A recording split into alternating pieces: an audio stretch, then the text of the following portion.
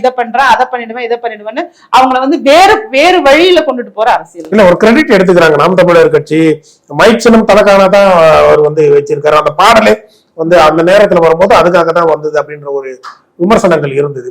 விக்கிரவாண்டி இடைத்தேர்தல்ல எந்த அரசியல் கட்சிக்கும் நான் வந்து ஆதரவு தெரிவிக்கலன்னு விஜய் சொல்லிட்டாரு. என்னோட இலக்கு 2026 தான் அப்படின்ற ஒரு இலக்கு சொல்றாங்க. இது எப்படி பாக்குறீங்க மேடம்? இது வந்து இருவரும் வந்து கூட்டணி அமைப்பார்கள் ஒன்று ஒரு விமர்சனம் இருக்கு. இதே நேரத்துல விஜய் வந்து சொல்லிட்டாரு விக்கிரவாண்டி இடைத்தேர்தல்ல யாருக்குமே ஆதரவு இல்லைன்னு சொல்லியிருக்காரு. இதுல பெரிய விரிசலும் ஒரு முரணும் இருக்காரு. இல்ல இப்போ நாம் தமிழர் கட்சி அப்படிங்கறத அவர்கள் போக்குல ஒவ்வொருத்தரும் ஒண்ணு பேசுவாங்கங்க. அவங்க பேசுறத வச்சுக்கிட்டெல்லாம் நாம கருத்தெல்லாம் சொல்ல முடியாது. இன்னொன்னு இவர் அறிக்கை மட்டும்தான் கொடுத்துட்டு இருக்காரு. இவரை வச்சு நாம அரசியல் பேச முடியாதுங்க.